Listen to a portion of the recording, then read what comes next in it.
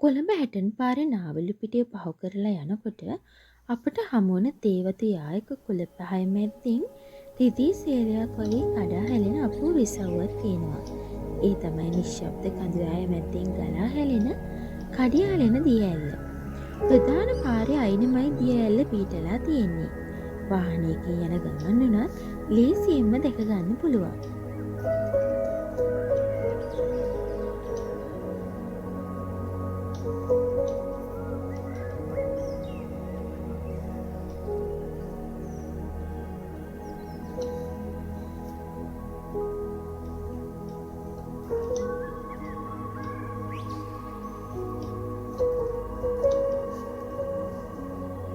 මේ ඇල්ල ප්‍රධාන වශයෙන් කොටස් තුනකට කඩා හැලෙනවා. පළවෙනි තට් දෙක කඩා හැලෙන්නේ පාරට උඩින්. ඊට පස්සේ පාර හරහා ඇති පැරණි බ්‍රිතාන්‍ය යුගයේ ආරෝප්‍ය පාලම යටින් තමයි තුන්වෙනි තට්ටුව පහළට ගලා යන්නේ.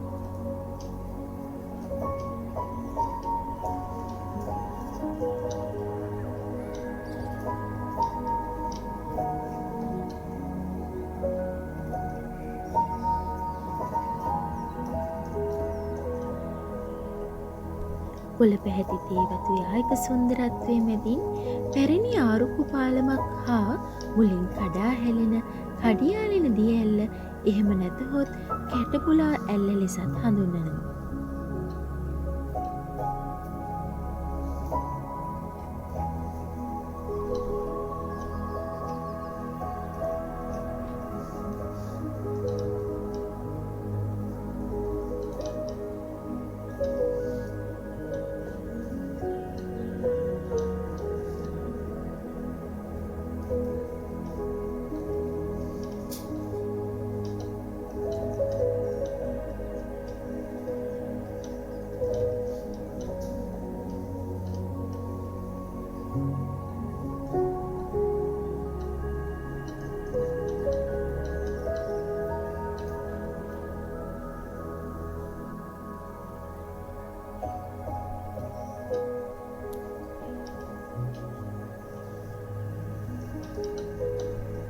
සබහාදාමේ මේ වගේ අපූර්ව නිර්මාණ අපේ ඇස්පිනෝනවා විතරක් නෙවෙයි ජීවිතයට අලුත් ගැම්මකුත් එකතු කරනවා.